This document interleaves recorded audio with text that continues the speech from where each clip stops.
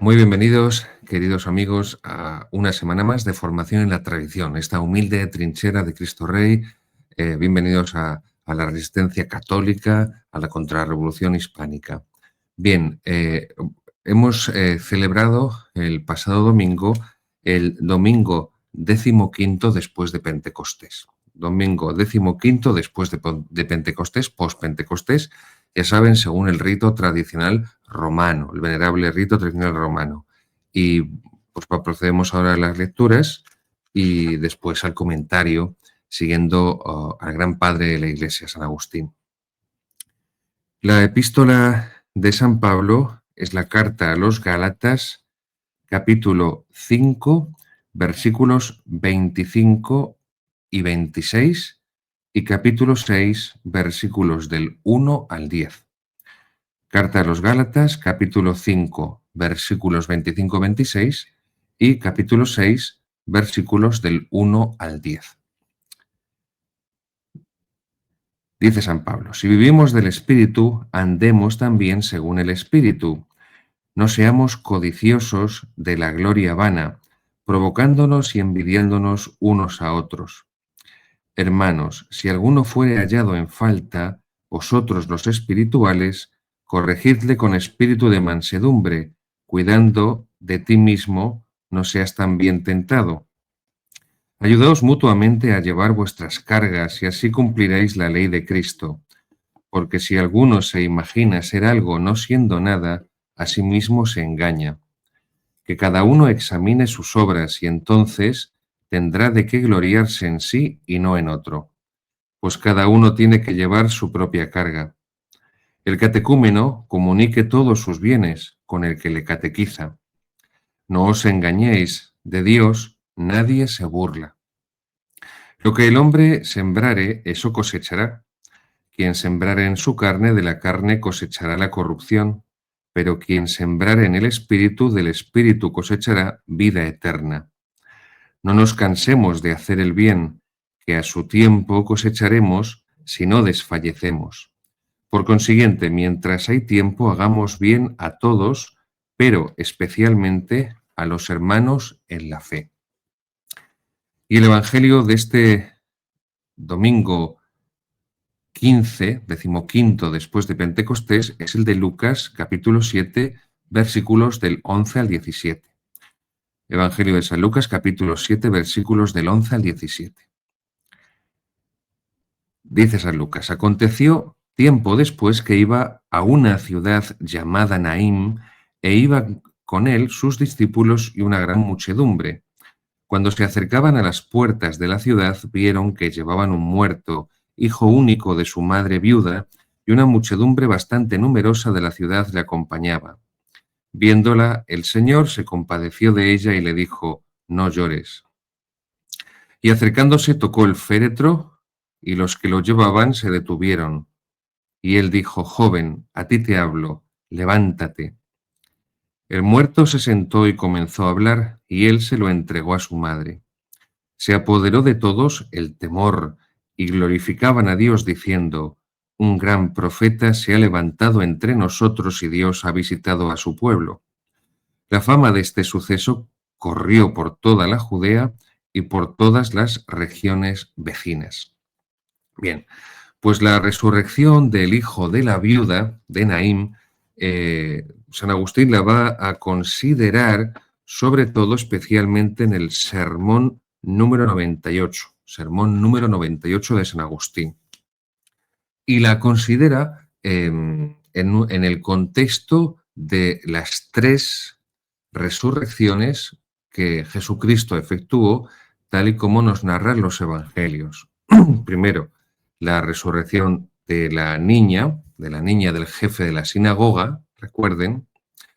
En segundo lugar, este evangelio de Lucas 7, la resurrección del hijo de la viuda de Naín, y la tercera resurrección que nos narran los evangelios es la de Lázaro, la resurrección de Lázaro, capítulo 11 de San Juan. Esas son los tres milagros que nos narran los evangelios en los cuales nuestro Señor Jesucristo resucitó a muertos. Bien. San Agustín, en este sermón 98, va a relacionar los tres, porque nos quiere hablar de las muertes del alma, es decir, del significado espiritual de los milagros, no solamente quedarnos en la materialidad física, devuelve la vida física Jesucristo a un muerto, sino que eso evidentemente lo que quiere hacer ver el Señor, lo que quiere mostrar a través de esa fuerza milagrosa, es precisamente buscar un fin espiritual. Solamente Dios, el Hijo de Dios, puede resucitar a un muerto. Y por eso solamente Dios, el Hijo de Dios, Dios de Dios, luz de luz, Dios verdadero de Dios verdadero, puede resucitarse a sí mismo de la muerte, que es el mayor de los milagros que prueban la divinidad de Jesucristo. Pero aparte de mostrar ese poder divino que tiene el Señor, con estas tres resurrecciones, recuerden, la de la hija del responsable de la sinagoga, esta del hijo de la viuda de Naín y la de Lázaro, quiere a través de esas resurrecciones corporales darnos a comprender el significado más profundo que busca ya no una salvación solamente corporal y por tanto de la muerte temporal, sino la salvación eterna, que es la vida eterna, la vida para siempre, la vida que no tiene fin, la bienaventuranza del cielo. Por eso empieza este sermón 98 San Agustín hablando sobre ese simbolismo espiritual de los milagros. Perdón. Por ejemplo, cuando Cristo cura a un leproso, cuando cura la enfermedad de la lepra y limpia la carne del leproso, porque la lepra es una enfermedad, la verdad, de lo más desagradable que puede haber, porque es que la persona...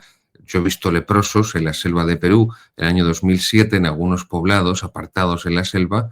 Siempre comento esta anécdota porque es que es lo más parecido que se me apuran a un zombie, a un muerto viviente, porque la persona con lepra, su propia carne, su propio cuerpo se va descomponiendo, porque al final es carne muerta y se va descomponiendo, pero claro, con él en vida. Él lo está viendo, él lo está oliendo, él lo está tocando. O sea, bien, pues cuando Jesucristo en el Evangelio cura a los leprosos de esa lepra, de esa enfermedad, de esa suciedad corporal, evidentemente hay un significado más profundo y un significado espiritual que quiere Jesucristo con ello dar a conocer y demostrar que Él es el que viene a curarnos de la mayor lepra que hay, que es la lepra espiritual, la lepra del alma, es decir, el pecado, porque Él es el Cordero de Dios que quita el pecado del mundo. Pues bien, San Agustín habla de tres muertos, de estos tres muertos resucitados por Jesucristo, y fíjense la interpretación espiritual que hace San Agustín, porque es muy clarificadora, aporta un torrente de luz para que comprendamos los distintos tipos de muerte espiritual que provoca el pecado. Dice así San Agustín. Estas tres clases de muertos representan a las tres clases de pecadores que el Señor resucita a diario. Aquella hija muerta del jefe de la sinagoga estaba todavía en casa, recuerden el pasaje evangélico, estaba todavía en casa, no había sido sacada al público, estaba en su dormitorio, en las habitaciones secretas, secretas, dice San Agustín, secretas, privadas, vendríamos a decir, privadas de la familia. Allí fue resucitada por Jesucristo y entregada a sus padres. Primera resurrección. La hija del jefe de la sinagoga, que está muerta, pero está en su habitación privada, en su dormitorio. No ha salido a la calle, no ha salido fuera de su casa. Y tampoco el siguiente paso, que es enterrarla. El segundo, que es el hijo de la viuda de Naín, ya no estaba en casa, pero aún no había llegado a la sepultura. Había sido sacado de sus aposentos, de su casa, de su habitación, de su dormitorio, pero todavía no había sido no había sido enterrado o entregado a la tierra. ¿Ven? Ahí la niña está en casa, muerta, pero no ha salido de casa. Y como hemos escuchado en este Evangelio el domingo 15, después de Pentecostés, el hijo de la viuda de Naín van ya el cortejo fúnebre, van ya en procesión al cementerio y ahí Cristo se encuentra con ellos, se conmueve ante el dolor de la madre viuda, que queda sola, sin su hijo único, y le resucita allí mismo. Sigue San Agustín: el que resucitó a una muerta, a quien todavía no habían sacado de su casa, resucita también a un muerto que ya había salido de su casa, pero que todavía no había sido sepultado. Pero queda un tercero, que resucita ya depositado en el mismo sepulcro, y ese es Lázaro. Estos detalles es lo grande que tienen los padres de la Iglesia, que son, recuerden, los grandes comentadores de la Sagrada Escritura. Esto lo voy a decir sobre todo por los hermanos sacerdotes. Cuando vayamos a buscar comentarios o textos para predicar al pueblo de Dios, para predicar al pueblo de Dios los domingos, las fiestas, las solemnidades, por favor, queridos hermanos sacerdotes, id a los textos de los santos padres. No vayáis a estas obras modernas que hacen, que son de blandiblú, que es todo tan light, es todo tan descafeinado, es todo tan sociologista, que parece un manual de autoayuda de Bernabé Tierno. Hay que ir a los grandes comentadores, a los principales comentadores de la palabra de Dios, que son los santos padres. Por favor, son los santos padres.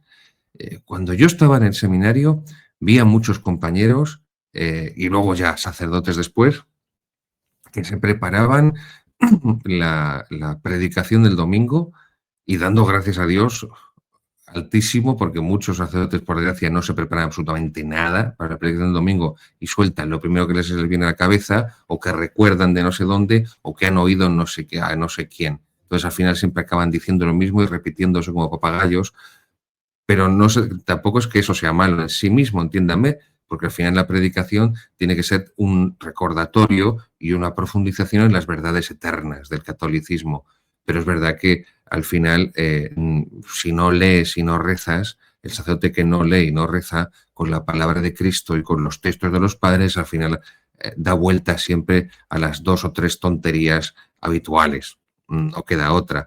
Recuerden cuando el Papa Francisco empezó a celebrar misa todos los días en Santa Marta, abierta al público, antes de la pandemia, y entonces todas las editoriales empezaron a publicar las homilías, pero claro, eso duró, como dice la canción de Sabina, lo que duran 2 peces en un whisky on the rock, porque es que siempre decía lo mismo, siempre decía lo mismo, siempre decía lo mismo, siempre decía lo mismo, no usaba papeles, no se preparaba nada, no tenía formación, no rezaba y entonces siempre decía lo mismo. Así que enseguida dejaron de publicar las editoriales, las homilías del Papa Francisco en esas misas a diario, porque es que era pues eso, era siempre lo mismo, eslóganes baratos de los años 70, consignas políticas peronistas guión montoneras,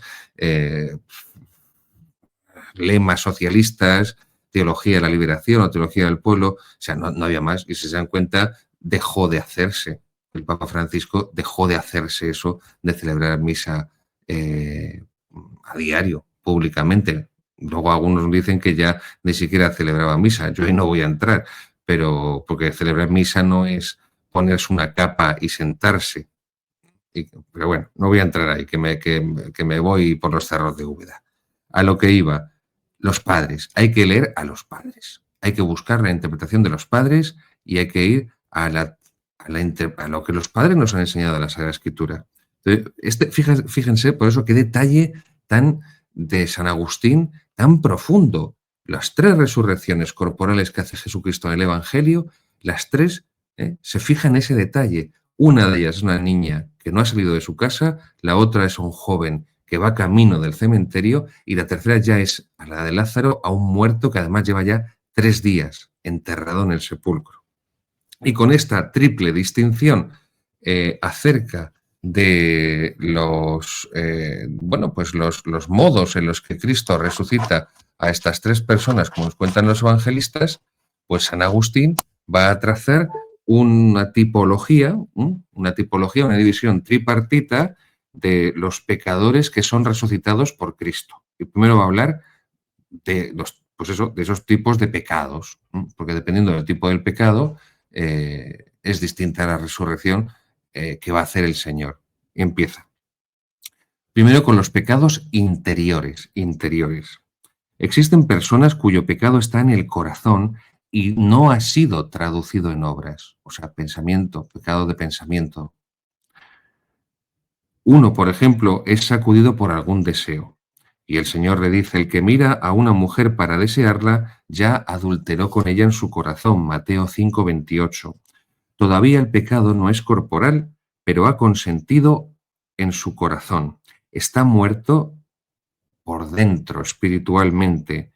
No ha salido fuera, y acaso, como sabemos y ocurre todos los días, lo experimentan los hombres en sí mismos al oír la palabra de Dios que les dice, levántate, como le dice a este hijo de la viuda de Naim, como le dice a la niña, a la hija del jefe de la sinagoga, levántate. Aquel consentimiento inicuo para pecar, aquel consentimiento inicuo es condenado y se respira otra vez la salud, o sea, la salvación y la justicia. Resucitó el muerto en casa, revivió el corazón en su pensamiento secreto. La resurrección de un alma muerta se ha llevado a cabo entre la oscuridad de la conciencia, como si fueran las paredes de la casa.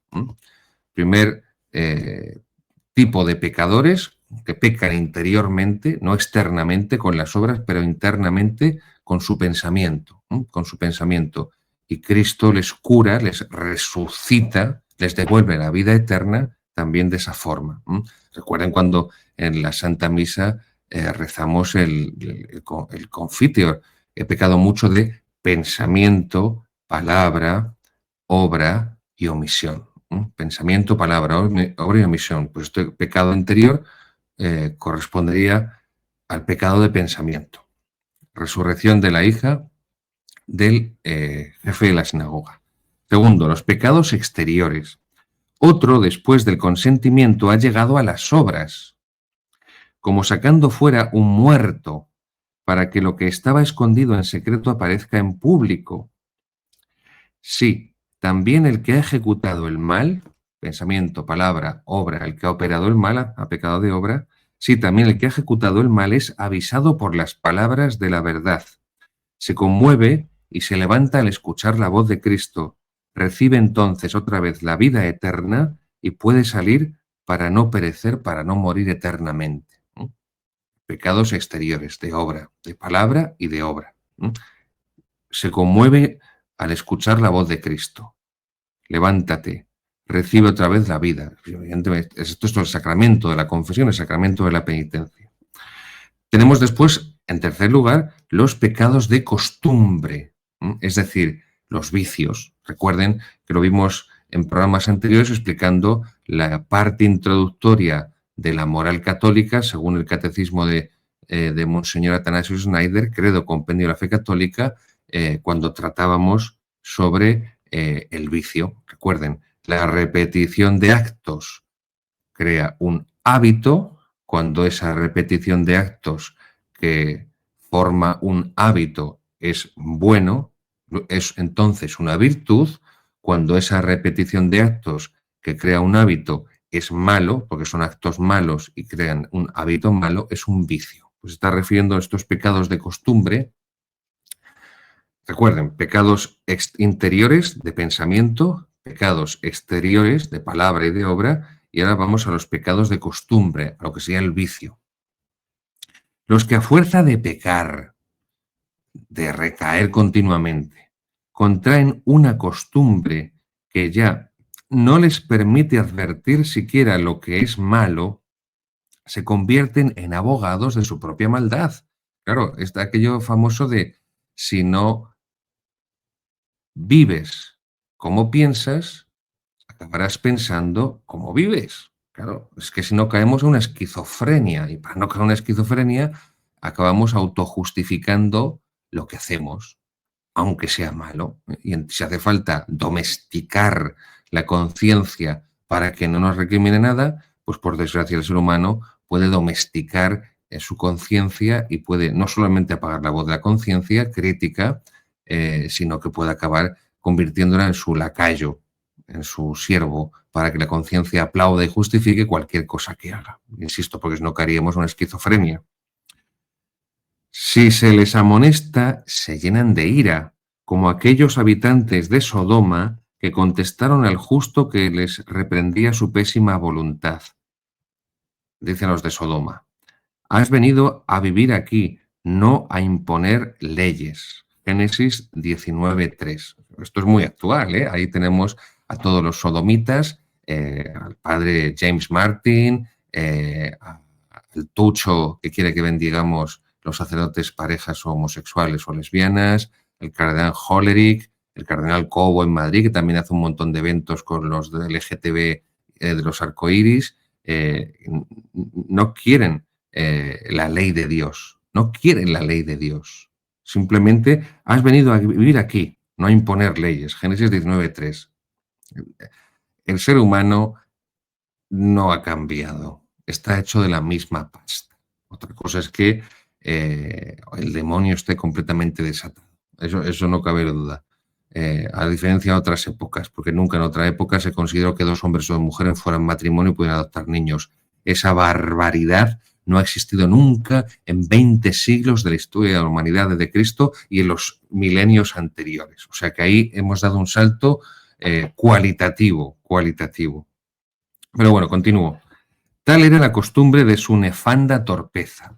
Este es uno de los la principal fuente por el cual el pecado de sodomía, al ejercicio, a los actos homosexuales, a los actos sexuales entre personas del mismo sexo, se les consideró siempre, y así se les denominó en la tradición teológica, el vicio nefando.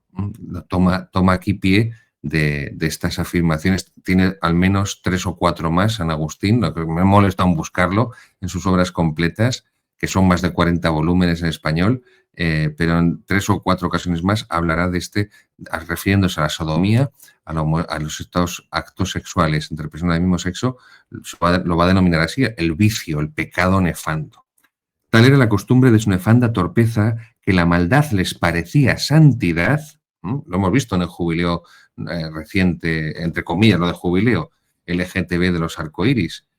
Pretendían que su maldad fuera santidad, que la Iglesia lo reconozca, que la Iglesia lo bendiga, el pecado contra natura, que se enseñe a los niños.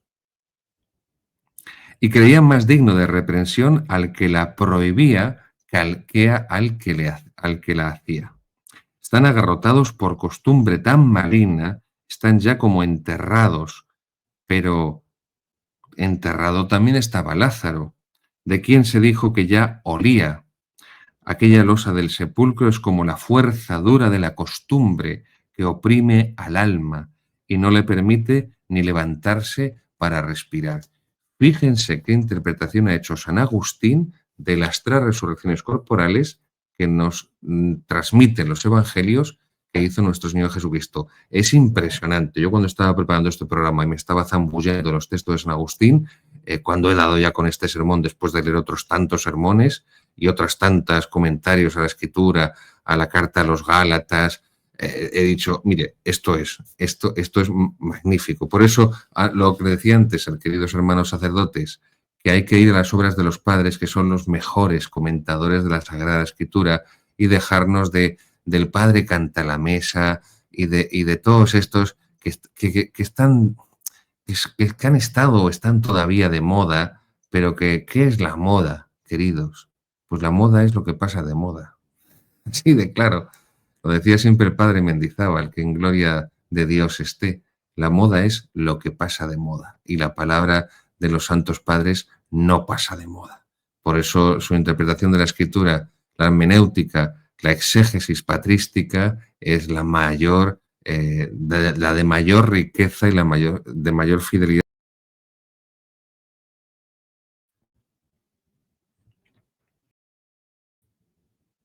Ahí nos va a poner en pantalla nuestro realizador. Aquí está. Va a dar comienzo el próximo curso. Vamos a inaugurar, vamos a abrir la Academia de Pensamiento la Escuela de Pensamiento Católico Melchor Cano, y comenzará ya el curso de Historia de la Iglesia Católica, la Edad Antigua, que impartirá un servidor el primer semestre. El segundo semestre de este curso, Dios mediante, pues impartiré Historia de la Iglesia Católica, Edad Media.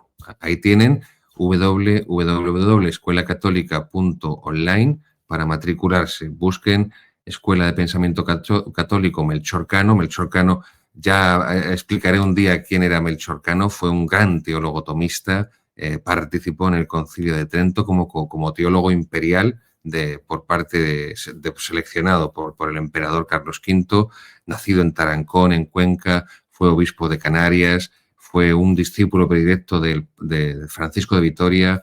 Bueno, en fin, no voy a seguir. Pues aquí tienen toda la información para matricularse, cómo va a ser, ahí tienen los temas, todo el temario, cómo se va a desarrollar el curso, cómo funciona, la matrícula cuánto cuesta, cómo van a ser ¿cómo decir? Los espacios que reservaremos para la resolución de dudas de los alumnos, los materiales que se entregarán, la forma de evaluación, todo esto. Y porque además el manual que utilizaremos en la asignatura, pues lo ha hecho un servidor, lo mejor que ha intentado o que ha podido hacer, con mucho trabajo. Pero claro, ¿qué voy a decir yo, no, de mi libro? Creo que ha salido un gran manual, muy didáctico, muy claro, muy sistemático, orgánico, muy organizado y, en teoría, muy completo, porque no aspira solamente a ser un manual para el estudio de la asignatura, sino que aspira a ser más, es decir, a ser un libro de consulta. Además, ese manual, que en breve estará ya disponible también, incluso quien no curse esta asignatura de Historia de la Iglesia Católica de la Edad Antigua puede también adquirirlo y de esa forma, bueno, si no se matricula al menos puede ir leyéndolo por su cuenta y puede también utilizarlo como un libro de consulta, insisto. Aquí en esta parte de Historia de la Iglesia Antigua, pues es la parte más teológica de toda historia de la Iglesia, porque ahí están los 7 primeros concilios, los 7 primeros concilios ecuménicos, es decir, universales. 7 primeros concilios ecuménicos, universales, dogmáticos.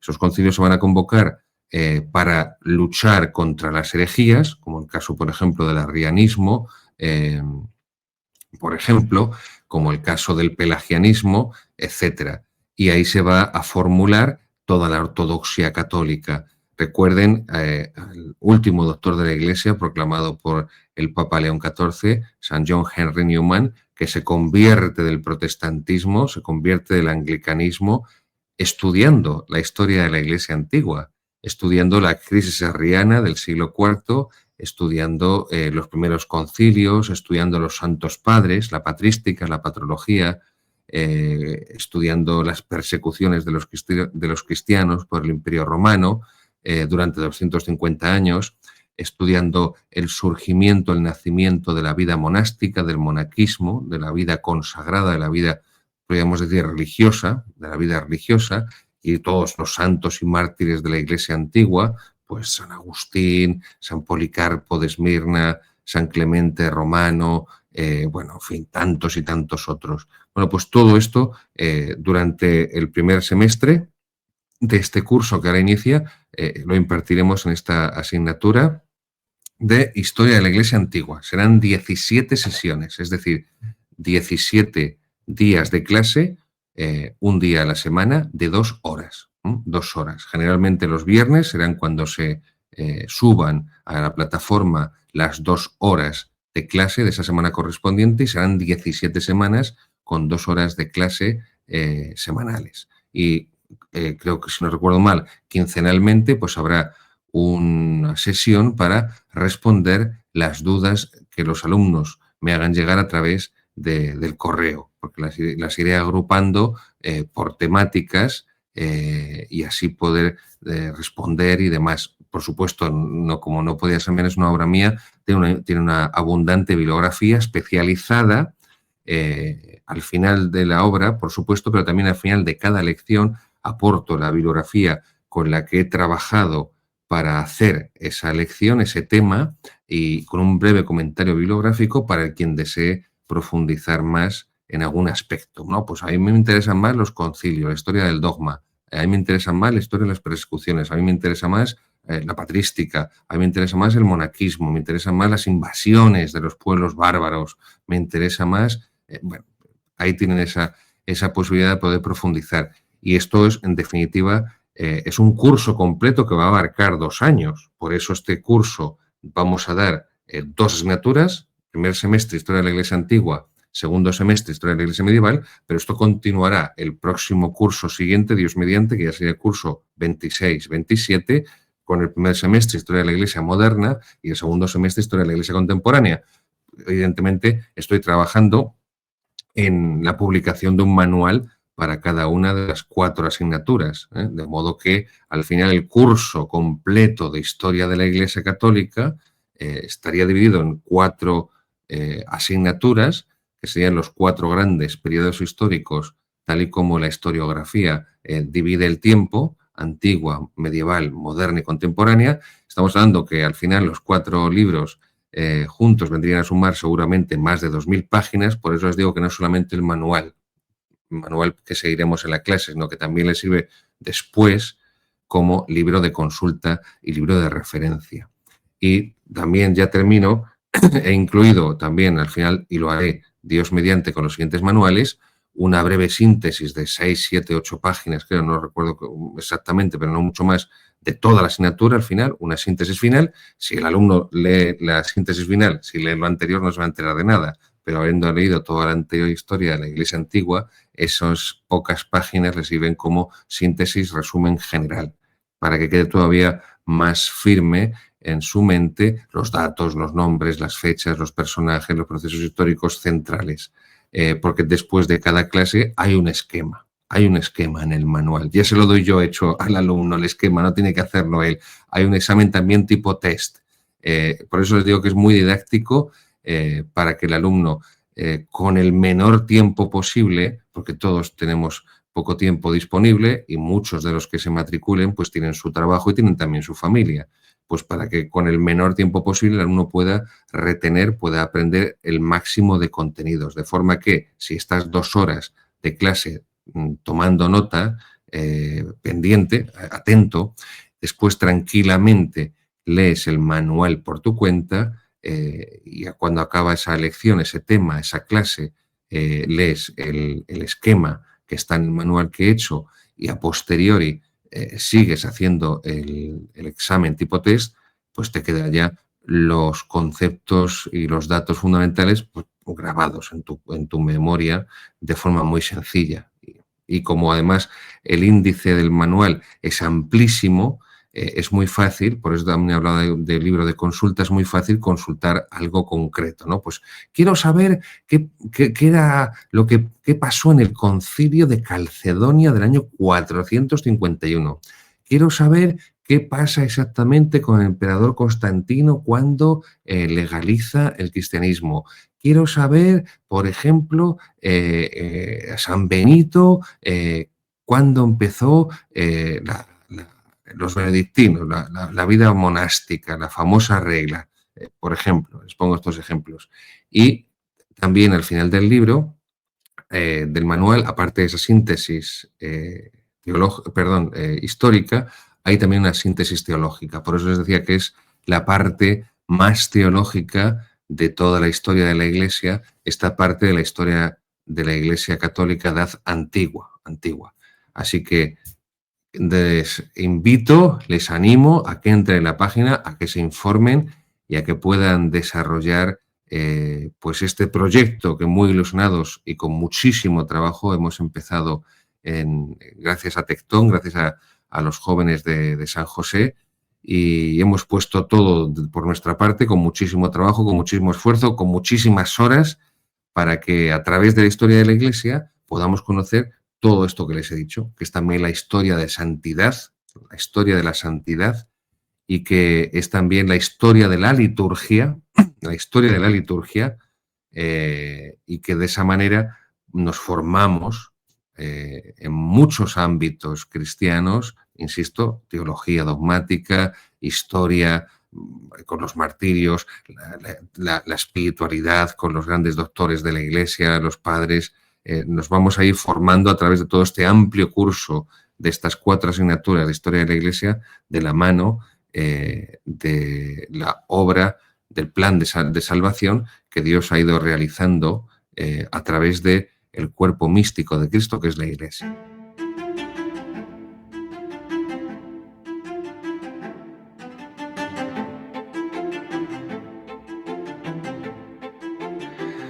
Queridos amigos, bienvenidos a Formación en la Tradición, a esta segunda sección de nuestro programa, la explicación del Catecismo de Monseñor Athanasius Schneider, Credo Compendio de la Fe Católica. Recuerden que en los programas anteriores ya hemos terminado de explicar las virtudes morales, las virtudes humanas, o también llamadas virtudes cardinales, y comenzamos la explicación de las virtudes teologales. Recuerden, las cardinales son prudencia, justicia, fortaleza y templanza. Y ahora vamos con las teologales, que son fe, esperanza y caridad. Por cierto, cuando empecé a explicar las virtudes cardinales, les dije que, evidentemente, y aquí valga la expresión como ninguna, cuando se dice doctores tiene la Santa Madre Iglesia, que esto también lo escribe Cervantes en el Quijote, es un refrán muy hispánico, muy español, que no entendía por qué Santo Tomás primero pone las virtudes cardinales y luego las teologales, y Monseñor Schneider había hecho lo contrario, había puesto primero las teologales, las sobrenaturales, y luego las humanas, las cardinales. Yo solo he dado según el orden de Santo Tomás, es decir, me he saltado el orden de Monseñor Schneider. Les he explicado primero las cardinales y ahora voy a explicar las teologales. En el Catecismo de Monseñor Schneider es al contrario, están primero las teologales y luego están las cardinales. Así que ahora habría que volver otra vez para atrás para explicar las teologales, porque ya las cardinales las explicamos en su momento. Preparando también este programa, pues consultando, leyendo, estudiando, porque me lo preparo a conciencia, primero por Dios, porque es mi deber como sacerdote, segundo, por mí mismo, porque la caridad bien ordenada, bien entendida, empieza por uno mismo. Uno no puede hacer el bien a los demás si él no está bien, y está en el bien. Y tercero, evidentemente, por ustedes, por respeto a todos nuestros seguidores. Me preparo siempre a conciencia, ya no solamente estos programas de formación y la tradición, todos los programas que hago intento prepararlos en la medida de mis limitaciones de tiempo y de trabajo y de estudio, de escritura, pero intento preparármelos a conciencia. Bueno, pues estaba estudiando el Catecismo Mayor de San Pío X, que se lo recomiendo. Son los 2 catecismos que no pueden faltarles en su casa. Créanme, el Catecismo de Monseñor Athanasius Schneider, Credo Compendio de la Fe Católica, editado por nuestros amigos de Luz de Trento, les mandamos aquí un fuerte abrazo, y el Catecismo Mayor de San Pío X. El de San Pío X está en PDF en Internet por si alguien no tiene dinero o por si alguien no quiere comprarlo en papel, porque tampoco es demasiado fácil encontrarlo en papel. Hay una edición de la Fraternidad de San Pío X, meritoria, buenísima, pero no es fácil encontrarlo. Es un resumen magnífico, el Catecismo de San Pío X es un resumen magnífico. Claro, tiene más de 100 años. Cuestiones de bioética, pues no están ahí. La confusión doctrinal que dan, a la que dan pie, vamos a dejarlo ahí, a la que dan pie distintos textos del Concilio Vaticano II, pues no está ahí. Eso sí está en el Catecismo de Monseñor Schneider. Es un catecismo amplísimo, actualizado, por ejemplo, en esas cuestiones de bioética, insisto, y además lo bueno que tiene el Catecismo de Monseñor Athanasius Schneider es que aporta luz, según la tradición católica, aporta mucha luz para comprender rectamente las expresiones que utiliza en los documentos del Vaticano II, o mejor dicho, algunos de los documentos del Vaticano II que son deliberadamente ambiguas. Así de claro, así de sencillo. Vamos a llamar a las cosas por su nombre. No vamos a andarnos ya con tantos eufemismos. Esto es lo que hay, queridos míos. ¿Por qué no recomiendo el Catecismo de la Iglesia Católica? No lo recomiendo para los seglares. no lo recomiendo para los fieles. ¿Por qué? Porque es un catecismo pensado para los sacerdotes. Tiene un vocabulario teológico y un vocabulario filosófico que dan por hecho que el lector del Catecismo de la Iglesia Católica de Juan Pablo II, la edición de 1992 o la de 97, da por hecho que el lector tiene el conocimiento de esos conceptos, de esas nociones de teología y de filosofía. Y el seglar, en muchísimas ocasiones, no los tiene. No los tiene, en primer lugar, no tiene por qué tenerlos, no tiene por qué tenerlos.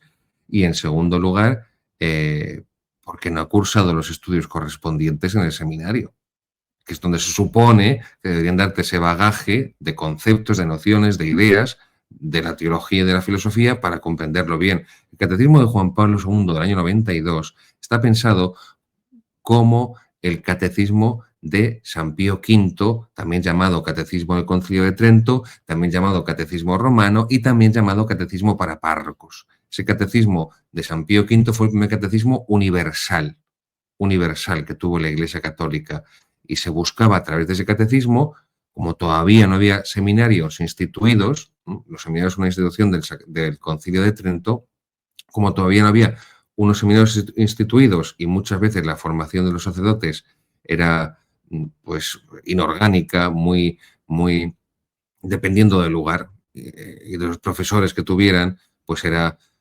muy irregular y que tenía muchas lagunas y tenía muchas deficiencias. Entonces ese catecismo de San Pío V, también como arma para luchar contra la herejía protestante, contra el protestantismo, está destinado especial y particularmente, como dice su nombre también, uno de ellos, que acabo de decirles, a los párrocos, para que leyendo y estudiando ese catecismo romano, ese catecismo de Trento o catecismo del Concilio o catecismo de San Pío V, el pues aprendiera teología católica bien, la aprendiera bien, la asumiera, la asimilara bien el sacerdote para poder la predicación transmitirla a los fieles. Y esto es lo que hace Juan Pablo II, porque como se ha desatado el caos doctrinal, litúrgico, moral, dogmático después del Vaticano II, pues lo que intenta Juan Pablo II con 20 años largos, dicho sea de paso, de retraso, con 20 años largos, porque el Catecismo de Trento se publica a los 3 años de concluir el concilio, 1568, 1563 creo que es. A ver, siempre me confundo las fechas. Trento es de 1545 a 1563. Bueno, pues en 1566, si no recuerdo mal, 66-67, se promulga el Catecismo del Concilio de Trento. Bueno, pues el de Vaticano II, con bastante más medios, 4 siglos después, tardó 20 años en hacerse. Pero bueno, al menos se hizo y fue una de las cosas más meritorias, probablemente, si no la más, del pontificado de Juan Pablo II. Pues ese catecismo le pasa lo mismo, está hecho para sacerdote. Por eso también el catecismo de Juan Pablo II es tan gordo, por eso es tan tocho, porque está pensado para los sacerdotes, para los religiosos, para que al menos, pues tantos religiosos que nos han dado una formación herética, modernista, liberal, marxista, y lo mismo en tantos seminarios, al menos tengan como punto de referencia ese catecismo. Pero es que también pasa lo mismo con el compendio. El compendio del catecismo de Juan Pablo II, realizado por el cardenal Ratzinger, sí, es una síntesis, es un resumen, pero estamos en las mismas, porque utiliza el mismo vocabulario teológico. Entonces, muchas personas, muchos seglares, quieren formarse bien, van al catecismo de Juan Pablo II y se atragantan, porque el lenguaje, los conceptos, por ejemplo, el concepto de naturaleza, cuando se habla de la noble naturaleza de Cristo, cuando se explica, eso está en la primera parte del credo, en la segunda parte de los sacramentos, cuando se explica el sacramento de la Eucaristía, la transubstanciación implica la noción aristotélica, aristotélica tomista de sustancia. Cuando se trata en moral, la tercera parte, los mandamientos de la ley de Dios, de la persona, el concepto, la noción de persona, pues muchas personas se les atragantó con toda su buena intención el de Juan Pablo II, cuando vieron después aparecer el compendio del catecismo, se lanzaron a él, sí, era más breve, pero no era más sencillo. Era más breve, pero no era más sencillo. Y seguían muchos, no digo que no se entienda nada, compréndanme, no me refiero a que sea un conjunto de jeroglíficos mayas o egipcios que sean incapaces de descifrar. No, van a leer y entenderán muchas cosas, pero también habrá otras que no entenderán. Es así. Incluso los propios sacerdotes, a los propios sacerdotes, me decía un sacerdote amigo hace un tiempo que, claro, él le han dado una formación no herética, pero sí descafeinada, light, no voy a decir dónde, no quiero meter el dedo en el ojo, y claro, no había leído nada de Santo Tomás, nada, absolutamente nada, completo desconocido en los seminarios y en las facultades de teología católicas hoy en día. Voy a ser generoso y benévolo en el 95%, y soy generoso y benévolo. Pero él ya de sacerdote, en una parroquia que estaba muerta, ¿no? Lo siguiente, bueno, pues empezó, como tenía tiempo, porque tampoco había mucho que poder hacer, no digo que no quisiera, es que no podía hacer más, pues empezó a leer a Santo Tomás de Aquino, la Suma Teológica, y me decía que ya había leído un volumen o dos, me dijo, creo, y que ya había aprendido más teología que todos los años de seminario, habiendo leído un volumen o dos y habiendo estado en el seminario 6 años.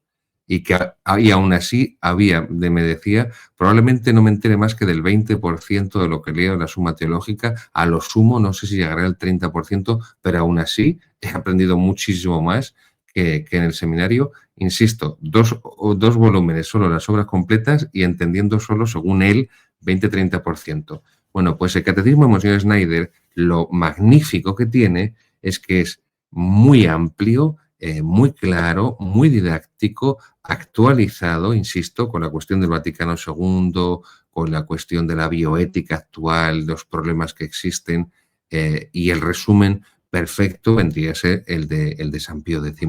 Por eso son los dos que no les pueden faltar a ustedes.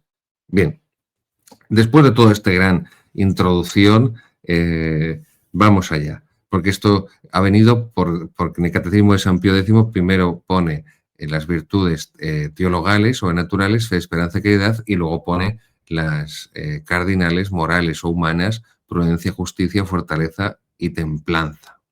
Recuerden que la prudencia es la que tiene que guiar a todas las virtudes, la que tiene que regular todas las virtudes, una virtud intelectual. La justicia es la suma de todas las virtudes, por eso la justicia en la Sagrada Escritura, tanto en el Antiguo como en el Nuevo Testamento, es sinónimo de santidad. El hombre justo ante Dios es el hombre santo.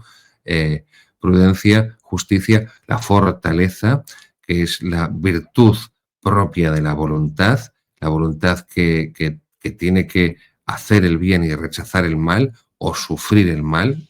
Es la virtud de la fortaleza, que para hacer el bien, para la realización del bien arduo, y la templanza, que es la que regula nuestras inclinaciones y nuestros apetitos, la parte inferior del alma, nuestras apetencias, apetitos, inclinaciones, en el comer, en el beber, en el dormir, en todo lo que sea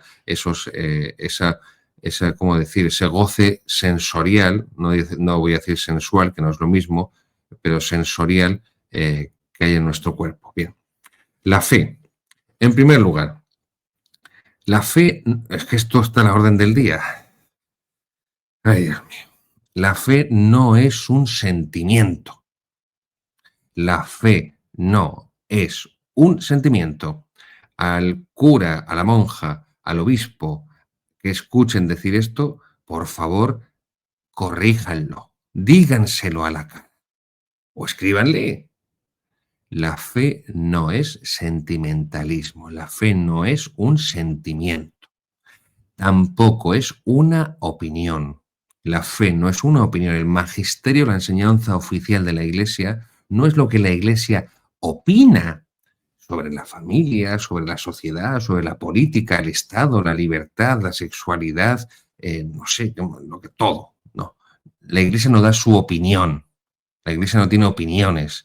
La Iglesia enseña la verdad de Dios. Y por eso el magisterio de la Iglesia es su función de enseñanza y enseña la verdad de Dios, la verdad con mayúscula. No se limita a dar su opinión. Y por eso la fe no es una opinión, es la verdad con mayúsculas de Dios.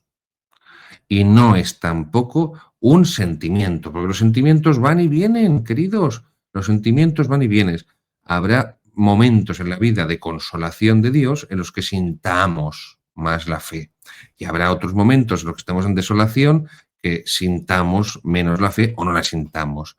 Pero es que en la vida no tenemos que guiarnos por lo que sentimos.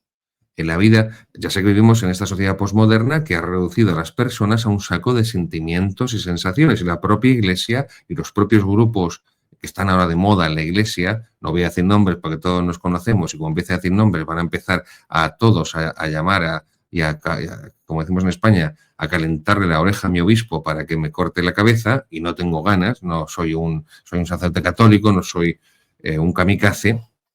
Pero ya nos conocemos todos hasta el altura de la película. La fe no es un sentimiento, ya está, porque van y vienen. La fe es una virtud sobrenatural, que es lo que va a decir aquí Monseñor Snyder. Recuerden que estamos en la segunda parte de su catecismo, segunda parte, capítulo 4, número 66. ¿Qué es la fe? Es una virtud sobrenatural por la cual creemos firmemente en todas las verdades que Dios nos ha revelado y que Él enseña a través del magisterio inmutable y perenne de la Iglesia, porque Dios es la verdad misma. Dios es la verdad misma y la verdad no cambia.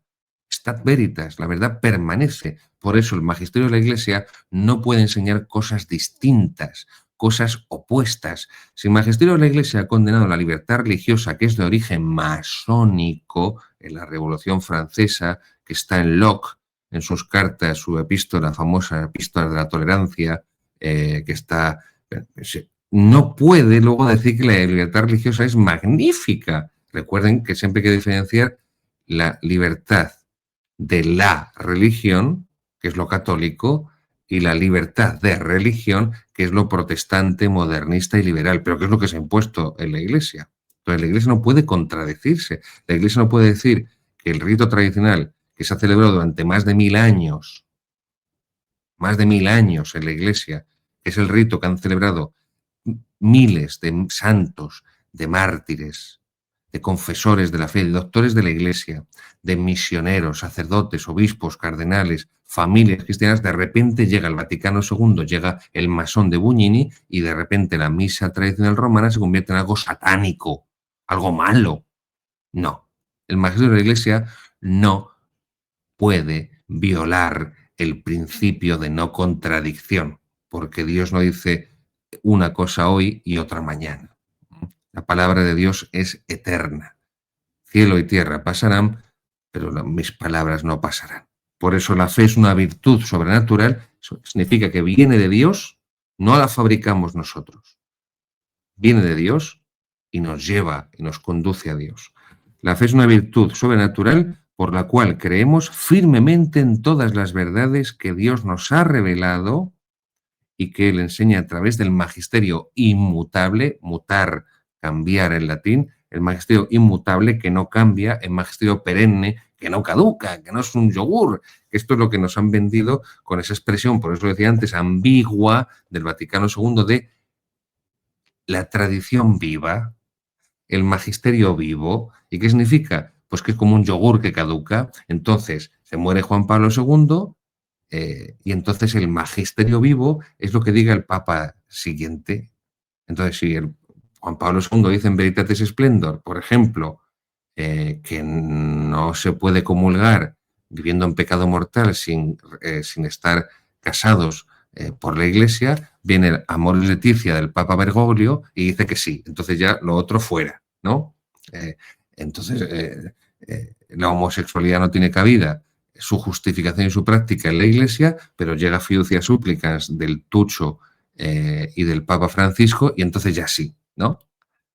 Esto es lo que explica muy bien el catecismo de Monseñor Snyder, qué es la tradición viva, qué es el magisterio vivo. Y el magisterio de la Iglesia en la enseñanza oficial es inmutable, es perenne. Entonces, cuando un papa ha dicho que esto es blanco y el que ha venido después ha dicho que es negro, pues lo que ha dicho después que es negro y contradecía a los anteriores, se ha equivocado. No ha enseñado la fe católica, luego eso no tiene ningún valor.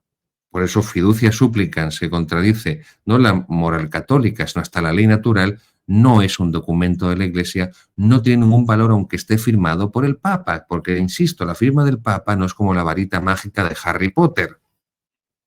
Y lo mismo Amoris Laetitia, y lo mismo tradiciones custodes intentando prohibir y demonizar, satanizar el rito litúrgico que celebró la Iglesia Católica, insisto, al menos desde el siglo VII.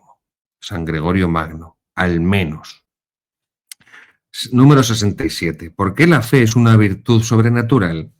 Porque posee las siguientes características que están por encima, que superan a la naturaleza humana. Primero, es infundida en el alma por Dios. La virtud es natural porque la naturaleza humana la sobrepasa. Infundida en el alma por Dios. ¿Cuándo? Cuando recibimos el sacramento del bautismo. 2. Tiene como objeto la verdad revelada, la verdad que Dios nos ha dado a conocer de sí mismo. Porque una cosa es la fe divina, es decir, la fe sobrenatural, la fe con mayúsculas, y otra cosa es la fe con minúsculas, la fe humana. Yo puedo tener fe humana en que cuando voy a tomar un café o voy a comprar el pan y me dicen que cuesta tanto, ese es el precio y no me están engañando y me están cobrando de más. Eso es fe humana. Eso es fe humana. O voy al médico y el médico me dice que tengo tal o cual enfermedad y que tengo que tomarme tal o cual medicina. Vale, eso es fe humana con minúscula. La fe divina, la fe sobrenatural con mayúscula, tiene como objeto la verdad de Dios. 3. Tercera característica de la fe como virtud sobrenatural. Tiene como fin la salvación eterna. Por eso es lo que les decía, que las virtudes teologales o naturales tienen como origen, como fuente a Dios y como fin también nos vienen de Dios, proceden de Dios y nos conducen, nos llevan a Dios. Número 68. ¿Qué es la fe viva? Dice Monseñor. Es la fe que va acompañada de la observancia de los mandamientos. Es la fe operante por la caridad sobrenatural. Es decir, la fe viva es la fe de la persona que vive en gracia de Dios, que no vive en pecado mortal, que vive en la amistad con el Señor. Y por eso esa fe sobrenatural, esa fe divina es una fe viva, porque esa persona, ese alma, está viviendo esa fe según los mandamientos de la ley de Dios. Es una fe que opera por la caridad sobrenatural. Porque cuando pecamos mortalmente perdemos la caridad sobrenatural, la vida de Dios, la vida divina, la vida de la gracia en nosotros, la perdemos al pecar mortalmente, pero que que perdamos la virtud teologal de la caridad, es decir, la vida de Dios en nosotros, no significa que se pierdan también la esperanza teologal y la fe teologal. Número 69, que es la fe muerta. Es la fe que no tiene la caridad sobrenatural, insisto, que no tiene la vida de la gracia, la vida divina de Dios en nosotros, que es la gracia sobrenatural. Es decir, la fe en un alma que tiene un pecado mortal no arrepentido. No arrepentido, ¿vale? Porque esa persona puede pecar mortalmente, hacer un acto de contrición, un acto de arrepentimiento perfecto, el cual implica acudir lo antes posible a recibir el sacramento de la penitencia, el sacramento de la confesión, la absolución sacramental de manos del sacerdote. Número 70. ¿Cuál es el motivo de la fe? La razón por la que debemos creer lo que Dios ha revelado es la veracidad de Dios mismo, quien no puede engañar ni ser engañado. Creemos porque Dios se ha revelado como la verdad, insisto, con mayúsculas, y por lo tanto no puede engañar ni puede ser engañado. Esta cita, no puede engañar ni ser engañado, es del Concilio Vaticano primero en 1870, la Constitución Dei Filius, sobre las relaciones de la razón y la fe, pues la toma de ahí Monseñor Schneider. Muy importante, muy importante. Claro, lo que es evidente lo que es evidente no es de fe, no es de fe, porque es una evidencia. Pero que algo no sea evidente no significa que no sea cierto. Y esa certeza viene de la persona que lo comunica. Y como es Dios el que nos comunica las verdades reveladas, por lo tanto, creemos porque Dios lo ha revelado, Dios es la veracidad, la verdad misma, y no puede engañar ni ser engañado. Yo no tengo evidencia, imagínense, de que, yo qué sé, de que mis padres sean mis padres. No tengo evidencia, no tengo evidencia. Podré parecerme a mi padre o a mi madre o a los dos, pero no tengo la evidencia, pero tengo la certeza, porque el testimonio de mis padres es que yo soy su hijo y ustedes podrían poner este mismo ejemplo, cualquiera podría poner este mismo ejemplo, ¿ven? No tenemos evidencia de cómo es Marte, cómo es la Luna, pero tenemos la certeza de que las imágenes y la información que nos han transmitido de cómo es la Luna o cómo es Marte, pues es así. ¿Ven? La diferencia entre evidencia y certeza. ¿La fe es evidente? No, pero es cierta. Es la certeza, la seguridad más grande. Por eso en francés está muy bien expresado. Yo no sé hablar francés, lo estudié una vez en el colegio hace muchísimos años un curso, pero si no recuerdo mal, es la diferencia que está muy bien expresado en francés. En español, por desgracia, no tenemos esa, para esta expresión concreta, no tenemos esa diferenciación semántica. Cuando los franceses quieren decir yo creo en Dios, dicen je crois, porque la creencia en Dios, la fe en Dios, no es una opinión, es una certeza, es una seguridad. Cuando quieren expresar una opinión, no dicen yo creo que va a llover, yo creo que va a hacer frío, yo creo que va a hacer sol, como decimos en español, no. No. Cuando van a expresar una opinión dicen je pense, yo pienso que va a hacer sol, pienso que va a hacer frío, pienso que el Real Madrid va a ganar la Champions o la va a ganar el Olympique de Lyon, me da igual. Por eso hay que diferenciar siempre la certeza, la verdad, de la evidencia y de la opinión. Y más hoy en día que todo el mundo opina de todo, cuando la mayoría de la gente no tiene idea de nada, empezando por los periodistas. Vamos a ir terminando.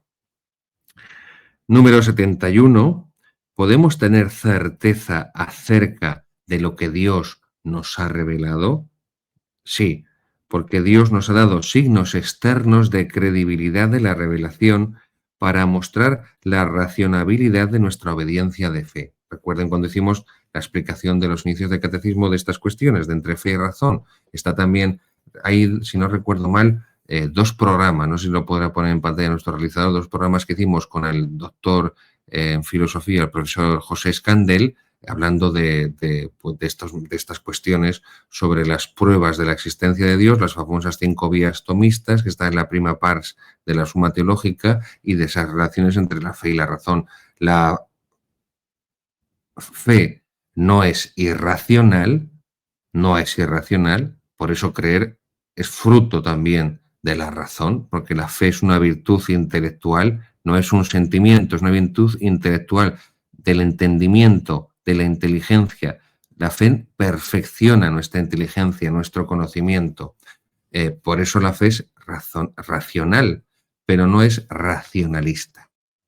No es fruto de un raciocinio humano, pero tampoco, insisto, la fe es antinatural, es decir, antirracional, es decir, irracional. La fe no es irracional, está por encima de la razón humana, no es irracional, en tal caso sería suprarracional. Ahí tenemos al gran filósofo tomista, el profesor José Escandel, experto en Santo Tomás de Aquino, y ahí tiene esos programas en los que esta parte del catecismo de Monsignor Schneider, introductoria de la relación entre la fe y la razón, las pruebas racionales filosóficas de la existencia de Dios, pues las explicó él maravillosamente, como no podía ser menos, en este gran conocedor de todo el pensamiento de Santo Tomás de Aquino. Os lo recomiendo que lo vean.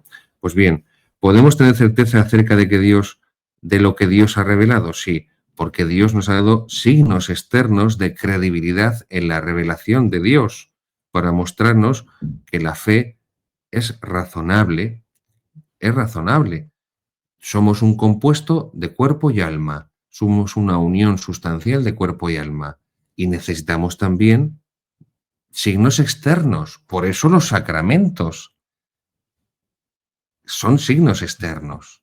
Vino, pan, agua, óleo, las ceremonias de la Sagrada Liturgia.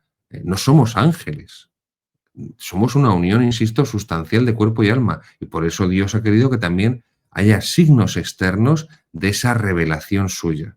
¿Cuáles son esos signos externos? Concluimos. Esos signos externos de credibilidad para que creamos en la revelación de Dios, en que Dios ha dado a conocer a sí mismo. El primero, el cumplimiento en Jesucristo de todas las profecías del Antiguo Testamento. Ninguna religión tiene esto. Ninguna religión lo tiene. Ninguna religión es un cumplimiento de profecías de cientos de años, de siglos y de siglos y de siglos. Todas y cada una de las profecías del Antiguo Testamento, todas y cada una se cumplen en Jesucristo. Recuerden que el Evangelio de San Mateo, que Mateo lo escribe para los judíos, cada uno de los 4 evangelios está escrito para un público diferente. San Lucas escribe para los griegos, San Marcos escribe para los romanos, San Juan escribe para todos, universal, porque por eso es el último y ya ha leído los 3 anteriores y por eso él va a profundizar en cuestiones teológicas y en episodios en los que los otros no se han detenido o no han hecho de esa forma.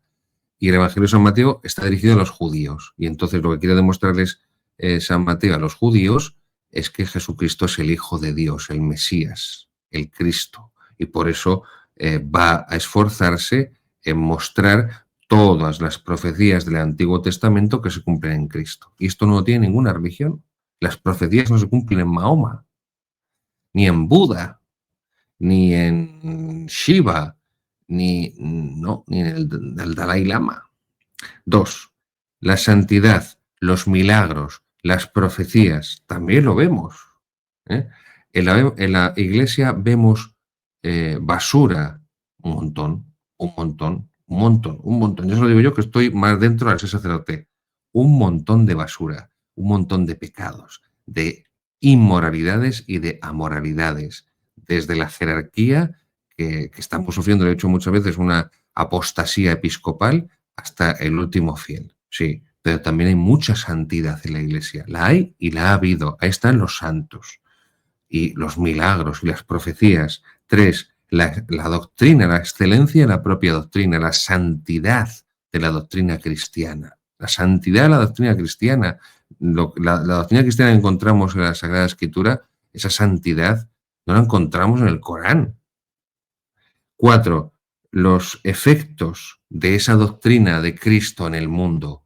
Pues toda la labor que ha hecho la Iglesia para elevar y divinizar la humanidad, la creación de las universidades. Esto solo se dio en Occidente, no hay una institución similar en Asia, en África, en América. Es fruto del genio del cristianismo que dirá Chateaubriand, la creación de las universidades. Lo mismo de los hospitales. Todo esto lo debemos a la doctrina del Evangelio de Jesucristo. 5. La asombrosa conversión de todas las naciones al cristianismo. Pues es lo que nos transmite la historia de la Iglesia antigua. Durante 250 años los cristianos de la Iglesia van a estar perseguidos, serán masacrados, torturados, echados a los leones en el zoo, en el circo, y no de repente, pero en muy breve tiempo, porque tampoco es un lapso de mucho más de 250 años, el cristianismo se expande muchísimo y se convierte en las naciones de Occidente del antiguo Imperio Romano y posteriormente los pueblos bárbaros al Evangelio de nuestro Señor Jesucristo. 6. El testimonio de los mártires. Las actas de los mártires son impresionantes, te dejan la sangre, te detienen el riego sanguíneo, porque son impresionantes las actas de los primeros mártires. O más recientemente, la mayor persecución de 20 siglos de historia de la Iglesia Católica, que es la que se produjo en España con la Segunda República, con el Frente Popular, muchos testimonios de esos mártires del siglo XX, del siglo XX, del 1931, sobre todo 33 hasta el 39, muchos testimonios son impresionantes. 7. Las virtudes heroicas, los milagros de tantos santos. Igual, ¿cuántas personas se han convertido viendo a los santos? También les digo, hoy en día probablemente es tal el grado de analfabetismo religioso y es tal el grado de rechazo de la religión verdadera que probablemente muchos santos se reirían de ellos y les parecería que son completos desequilibrados porque no tendrían el más mínimo elemento para poder reconocer la santidad, porque no hay ninguna cosmovisión cristiana ya. Por eso, después de la Revolución Francesa, en el siglo XVIII-XIX, aquel pueblecito, aquella aldea de Ars, los habitantes podían darse cuenta que su párroco era un santo, aunque se hubieran descristianizado muchísimo, alejado de Dios muchísimo durante los años de la Revolución Francesa y del imperio de Napoleón Bonaparte, pero, pero es que hoy en día, como no existe ya una cosmovisión cristiana en absoluto a nivel social, pues no sabrían interpretar la vida de un santo. Es decir, una persona que no sepa música, que no tenga ni idea de qué significan los signos musicales, no es capaz de leer una partitura y, por lo tanto, de entenderla, de interpretarla. Pues esto es lo mismo. Si no tienes el más mínimo rastro de religión cristiana católica en tu cabeza, pues ves a un santo y las cosas que hace, pero no sabes cómo catalogarlo. Pero bueno. Y 8, la asombrosa preservación de la Iglesia. O sea, durante 20 siglos, es la edición más antigua, como la Iglesia se ha preservado, ha salido de todas las revoluciones, de todos los imperios, de todas las guerras, de todas las persecuciones, de todos los cismas, de todas las herejías, ha salido adelante. La asombrosa preservación de la Iglesia, a pesar, me gusta mucho lo que dice aquí Monsignor Schneider, de los interminables intentos de destruirla, tanto desde dentro como desde fuera. Tanto desde dentro como desde fuera. Lo dejamos aquí.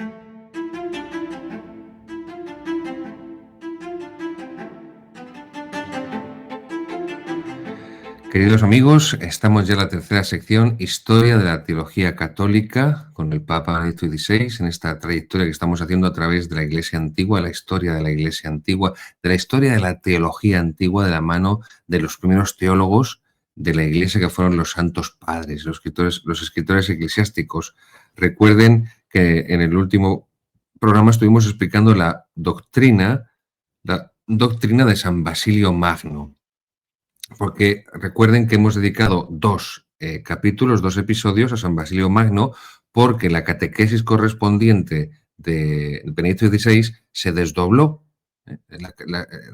La catequesis de San Basilio Magno que dio Benedicto XVI, que impartió la audiencia general, en realidad son dos, hizo dos catequesis. En la primera expuso su vida y a grandes rasgos sus escritos principales, los temas de su teología, y luego en una segunda catequesis expuso propiamente pues ese pensamiento teológico, esa síntesis, esa doctrina de San Basilio Magno. Pues bien, el siguiente padre de la Iglesia es San Gregorio Nacianceno. Es la catequesis, la audiencia general de Benedicto XVI, correspondiente al 8 de agosto de 2007. Recuerden, 8 de agosto de 2007. Ustedes van a la página web del Vaticano, buscan catequesis de Benedicto XVI y buscan la del 8 de agosto de 2007 y ahí les saldrá la catequesis de San Gregorio Nacianceno, o también se le llama San Gregorio de Nacianzo, ¿vale? Que es la ciudad. Como les he dicho antes, a San Basilio Magno, Benedicto XVI le dedica dos catequesis y lo mismo va a hacer con San Gregorio Nacianceno. Va a hacer también lo mismo, e incluso más, con San Agustín y con otros padres de la Iglesia. También lo va a hacer con San Gregorio de Nisa, también lo va a hacer con San Juan Crisóstomo. Es decir, entramos ya a una parte o sección de estas catequesis sobre los padres de la Iglesia de Benedicto XVI, en las cuales se va a centrar el doble, dedicando 2 catequesis a estos autores que acabo de citar, porque tiene una importancia mayor, una importancia superior, porque ya tienen más obras escritas y por lo tanto hay que detenerse, como hace el Papa Benedicto, aunque sea simplemente a presentar casi nominalmente o con una frase a lo sumo 2, a lo sumo 3, mucho, los rasgos fundamentales de ese padre de la Iglesia en concreto. Pues bien, de San Gregorio Nacianceno nos dice que era originario de Capadocia, al igual que San Basilio Magno, y que eran muy amigos, eran muy amigos. Nos dice de San Gregorio Nacianceno, el Papa Benedicto XVI, que fue un ilustre teólogo, un gran orador, un gran predicador, un defensor de la fe en el siglo IV. Recuerden que el siglo IV es la famosa crisis producida por la herejía arriana, a la que se va a contestar con el primer concilio ecuménico, el primer concilio universal, que es el concilio de Nicea, en el año 325. Nos dice que San Gregorio Nacianceno fue célebre por su elocuencia, por su oratoria. Esto es algo que se ha perdido. Antes del Vaticano II, en los seminarios, había una asignatura que era oratoria, oratoria sagrada, y enseñaban a los sacerdotes a predicar, a predicar. No ya a hablar en público, sino a predicar. También una cosa, son distintos géneros. Una cosa es hablar en público y otra cosa es la oratoria sagrada, la predicación. No es lo mismo. No es lo mismo dar una conferencia, dar una clase, que hacer una predicación, evidentemente. Por eso, lo que siempre les digo, estos programas de formación en la tradición, por eso son posteriores a la semana correspondiente de las lecturas del ciclo tradicional, porque lo que intento hacer con estos programas es una formación más honda, más profunda, pero a posteriori de la predicación del sermón, de la homilía que han tenido ustedes cada uno en su correspondiente parroquia, su correspondiente iglesia, porque muchas de las cosas que yo puedo aquí decir, que puedo profundizar y ahondar en ellas, no lo puede hacer el sacerdote, porque el sacerdote no puede estar hora y media de programa como estoy yo, o incluso muchos días más de hora y media. Entonces, eso sí me lo permite. Es una pena porque se ha perdido ese cuidado, ese cultivo de la educación en los seminarios después del Vaticano II por cultivar y por formar a los sacerdotes en el arte, porque es un arte de la oratoria sagrada, de la predicación sagrada. Esto es luego es como todo. Hay sacerdotes que tienen un don especial de Dios para hacer esa predicación mejor a nivel, evidentemente, humano, externo, y otros que no, que tienen menos. Pues igual, hay personas que tienen más capacidad para hablar en público y otras que tienen menos y otras que no tienen ninguno. Entonces, así, aunque también es verdad que hay una parte que cada persona tiene que poner, valga la redundancia, de su parte, que tiene que cultivar.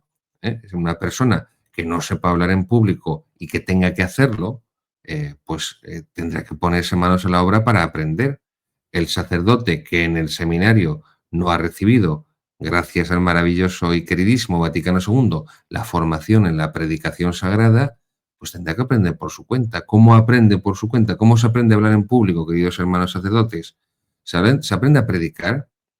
Un sacerdote aprende las formas de la predicación sagrada, primero leyendo y escuchando a los grandes predicadores. Leyendo a los grandes predicadores, por ejemplo, San Agustín. Queridos hermanos sacerdotes, leyendo y rezando, llevándolo a la oración delante de Jesucristo en el sagrario, los sermones de San Agustín, uno aprende a predicar. Porque fue un grandísimo predicador San Agustín y ahí está como prueba de ello sus sermones. Leyendo los sermones de San Agustín, se lo aseguro por experiencia propia, aprende, bueno, que yo sea ningún maestro de oratoria, pero se aprende a predicar viendo cómo se estructura cada sermón de San Agustín, cómo juega con las ideas, el orden, los elementos que tiene para captar la atención del oyente, para mantenerla, hacia dónde quiere llevar en sus razonamientos. Los sermones litúrgicos de San Bernardo, también doctor de la Iglesia, son una maravilla. Los sermones litúrgicos de San Bernardo. Queridos hermanos sacerdotes, se aprende muchísima teología, muchísima espiritualidad, se aprende muchísimo de la Sagrada Escritura con los sermones de San Bernardo. No digo ya los sermones litúrgicos de San Bernardo y los de San Agustín. Es el primer paso para aprender a predicar, para aprender a la oratoria sagrada bien. Y después, pues de los grandes predicadores, escucharles. Yo, insisto, no me tengo por un gran predicador, pero yo aprendí, creo que más o menos creo humildemente que más o menos me manejo medio bien o medio normal hablando en público, y yo aprendí a hablar en público escuchando a Blas Piñar, un gran político católico español, un gran luchador, un hombre heroico, para mí una de las personas que he podido conocer y tratar y que más admiro, y a la que más, de las que más también debo en cuanto a mi formación intelectual. Y Blas Piñar era un grandísimo orador, y yo aprendí mucho acerca de cómo hablar en público escuchando a Blas Piñar en vivo o escuchándole grabaciones o escuchando vídeos. Bien, pues San Gregorio Nacianceno era un grandísimo predicador, una gran elocuencia, y también era poeta. Por eso dice Benedicto XVI que tiene un alma refinada y sensible. Bien, San Gregorio Nacianceno nació en una familia noble. Su madre lo consagró a Dios desde su nacimiento. Significa que le bautizó en edad muy temprana, probablemente ya siendo un bebé, y aquí ya nos encontramos que en el siglo IV, a inicios del siglo IV, nace el año 330, a inicios del siglo IV ya es una práctica extendida en la Iglesia el bautismo de los niños, ¿no? A inicios del siglo IV, el bautismo de los niños. Dice también así el propio San Gregorio Magno sobre su amistad con San Basilio. Perdón, San Gregorio Nacianceno sobre su amistad con San Basilio Magno. Dice de él, San Gregorio, que sentía una gran veneración hacia mi gran amigo Basilio, por la austeridad de sus costumbres, por la madurez y sabiduría de sus discursos, y también porque inducía a otros a tenerla. Nos impulsaba el mismo anhelo de saber a los dos. Teníamos un alma en dos cuerpos. Un alma en dos cuerpos. Así es como define su amistad.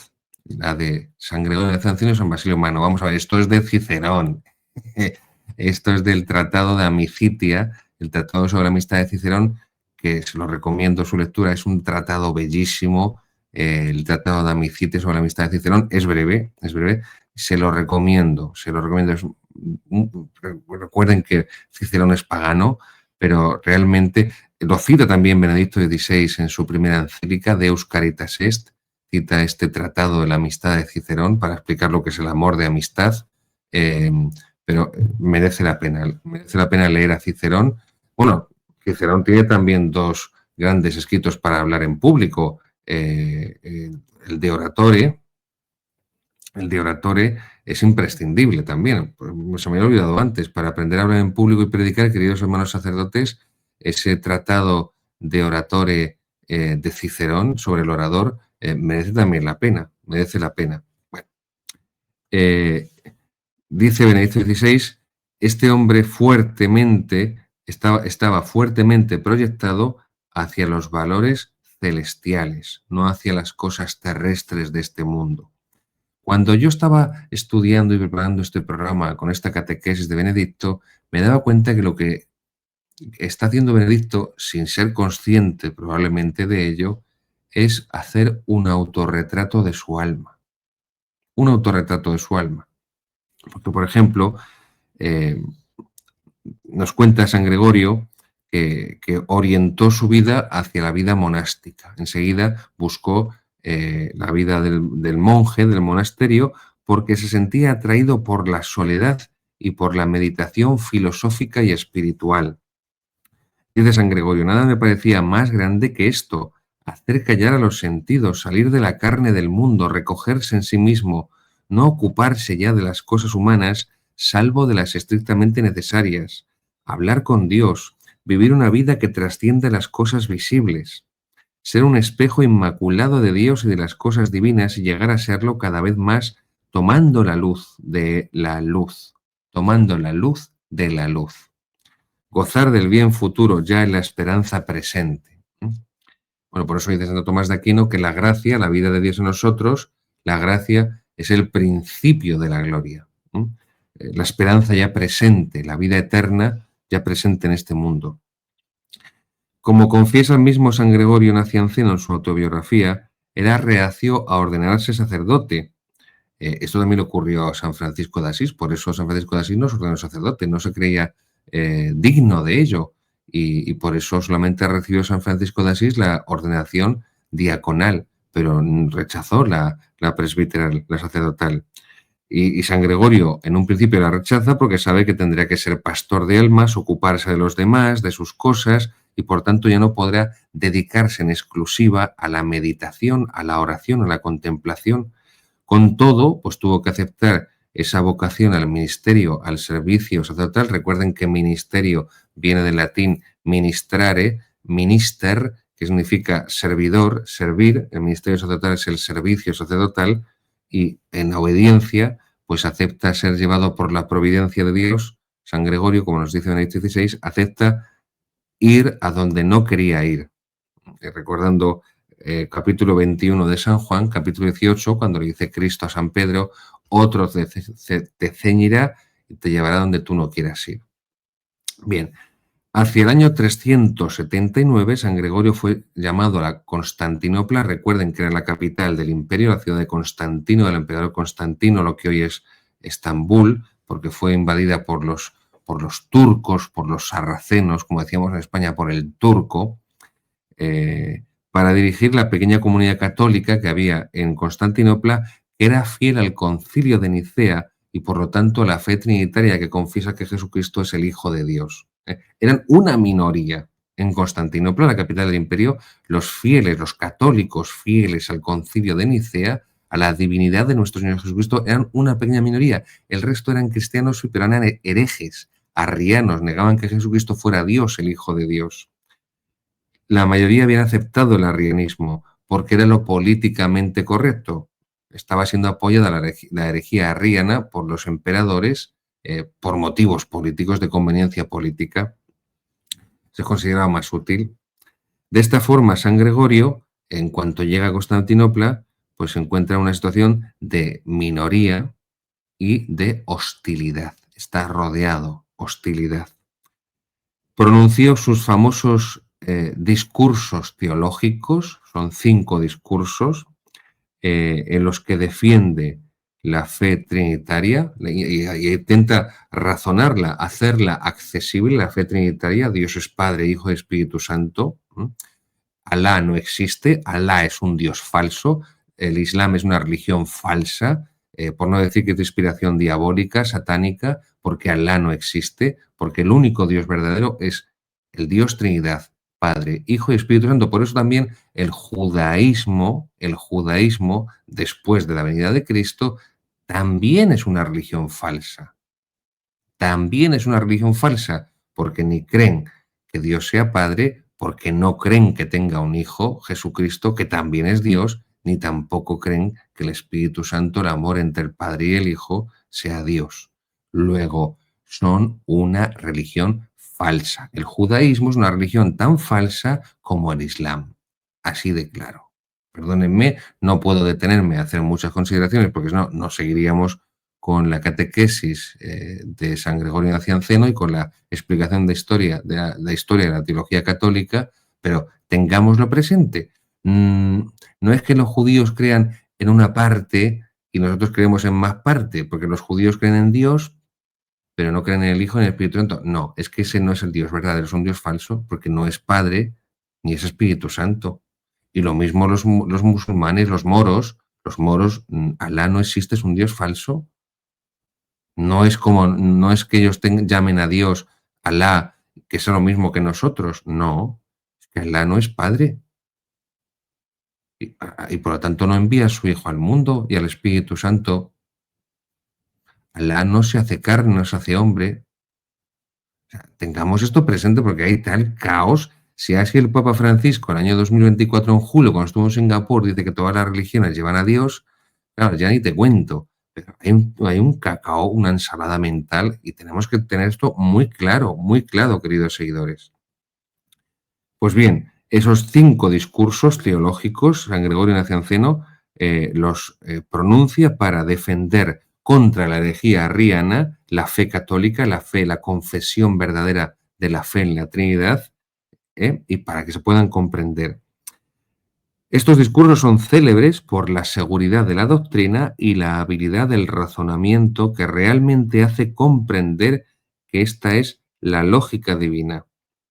Y también su forma oratoria es brillante y por lo tanto son discursos muy atractivos. Lo que les he dicho antes, uno aprende a hablar en público leyendo y escuchando a los que han sido grandes comunicadores en público. Y en el caso del sacerdote, de la predicación de la oratoria sagrada, pues leyendo a los grandes maestros de la espiritualidad que han sido grandes predicadores y por eso los sermones de San Agustín, los sermones litúrgicos de San Bernardo, las homilías de San Juan Crisóstomo sobre el Evangelio de San Juan, sobre la carta a los Corintios, una maravilla San Juan Crisóstomo, ya llegaremos a San Juan Crisóstomo, no voy a adelantar acontecimientos. Bien.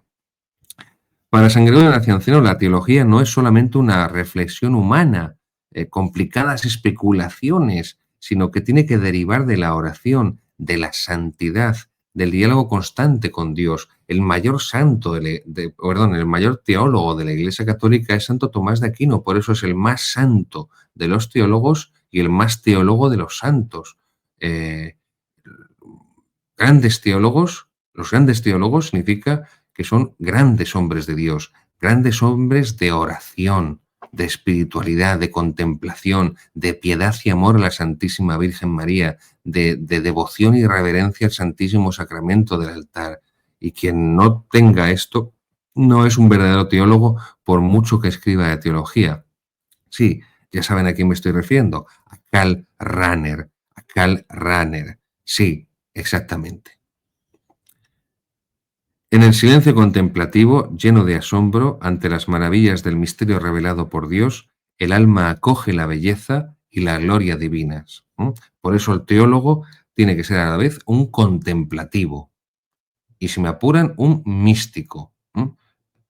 Uno de los problemones que tenemos hoy en día es que los que se creen que son místicos no tienen ni idea de teología y los que se supone que tienen algo de teología en la cabeza, se supone porque llamar a eso teología es como, pues no sé, como llamar, en fin, lechuga a un semáforo, pues no tienen nada en la cabeza, no tienen nada.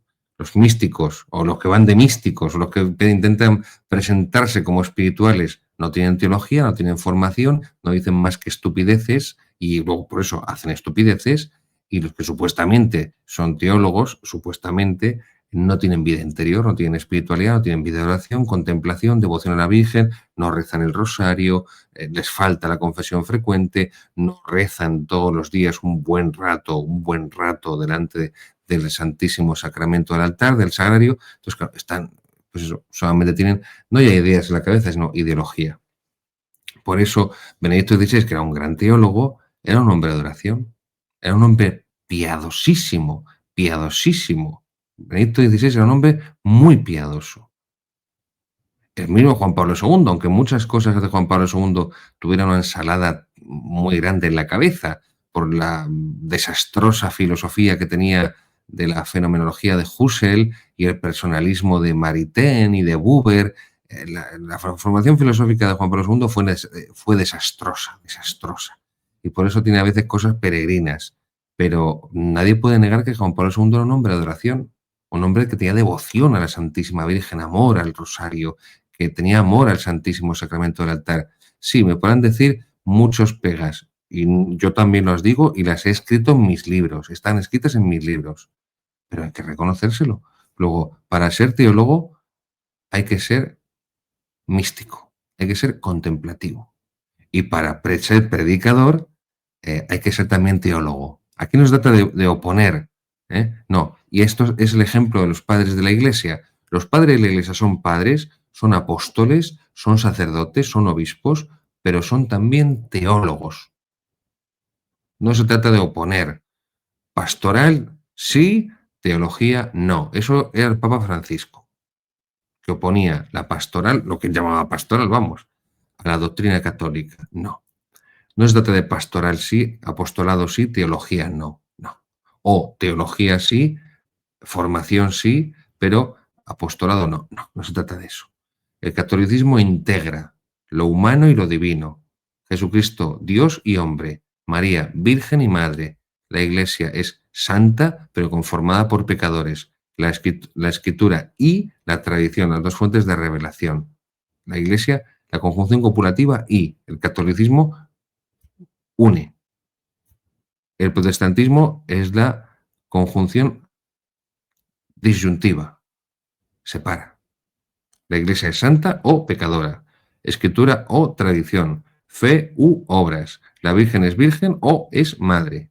Por eso estamos llamados sacerdotes, que me escucháis, a ser teólogos y a ser pastores, a ser hombres de contemplación y de vida interior, espiritual y de oración, pero a formarnos bien, por amor a Jesucristo, por el deber de nuestra propia vocación y por las almas. Cuanto mejor nos formemos, mejor formaremos a las almas. Cuanto más enriquecidos estemos por dentro con una vida interior de oración fuerte y de sacramentos, mejor podremos transmitir a las almas esa riqueza interior, pero que además no sea solamente que tengamos una vida de oración, sino que es una vida de oración alimentada por la teología, alimentada por la doctrina católica, por las verdades eternas del cristianismo. Concluyo. Nos dice Benedicto XVI que San Gregorio sufrió muchísimo, porque era un alma muy sensible y sufrió muchísimo esos enfrentamientos de esa época de la crisis arriana del siglo IV entre los católicos y los herejes. La situación se hizo insostenible para un alma tan sensible como la de San Gregorio, dice Benedicto, y estas enemistades le resultaron insoportables. Por eso llegó a decir: nosotros que tanto amábamos a Dios y a Cristo hemos dividido a Cristo, hemos mentido los unos a los otros por causa de la verdad, hemos alimentado sentimientos de odio por causa del amor, nos hemos dividido unos a otros. Esto es un retrato de la Iglesia actual, contemporánea. Nunca la Iglesia ha estado más dividida que ahora, más que en el siglo IV, más que en el siglo IV. Fíjense en la crisis arriana. No, es que no creían que Jesucristo era Dios. Ya, pero tampoco ahora creen que Jesucristo sea Dios, ni que el Espíritu Santo sea Dios, en fin. Dice Benedicto XVI, en un clima de tensión, San Gregorio dimitió. San Gregorio Nacianceno dimitió como obispo de Constantinopla en un clima de tensión. ¿No les suena esto a lo que hizo Benedicto, que también dimitió? En la catedral abarrotada pronunció un discurso de despedida muy emotivo y lleno de dignidad. Y le cita: os suplico que conservéis el depósito de la fe que se os ha confiado. Que se os ha confiado. Bueno, si ustedes buscan en Internet, en la página del Vaticano, la última intervención pública, el último discurso de Benedicto XVI, justo antes de marcharse en febrero del 2013, es un discurso a los sacerdotes, un encuentro con sacerdotes en Roma, y es poco menos que su testamento espiritual, que hace referencia al Vaticano II. Lo dejo ahí, búsquenlo. No recuerdo ahora la fecha exacta, sé que era el febrero del 2013, la última intervención pública que tuvo antes de retirarse. Y nos dice en el 16 sobre San Gregorio Nacianceno: se retiró definitivamente a la soledad, a su tierra natal, consagrándose al estudio y la vida ascética. ¿Qué hizo Benedicto? Consagrarse a una vida prácticamente monacal una vez que abdicó al estudio y a la vida ascética.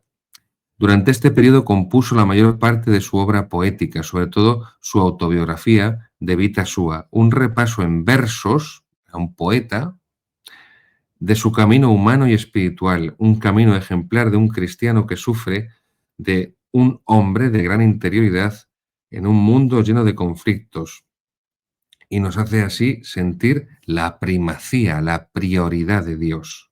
La primacía, la prioridad de Dios. El año 390 Dios acogió entre sus brazos a este siervo fiel que con su aguda inteligencia lo había defendido en sus escritos y que con tanto amor había cantado en sus poesías. Por eso yo les decía que a medida que iba trabajando, estudiando, recabando los datos, viendo las fuentes de esta catequesis sobre San Gregorio Nacianceno de Benedicto XVI, no podía por menos de hacer un paralelo en mi mente acerca de lo que fue la vida de Benedicto XVI. Él no componía poesías, pero tocaba el piano, tenía una sensibilidad también artística muy grande. Así que el próximo programa seguiremos y concluiremos esta catequesis de San Gregorio de Nacianzo, con lo que es propiamente su doctrina teológica.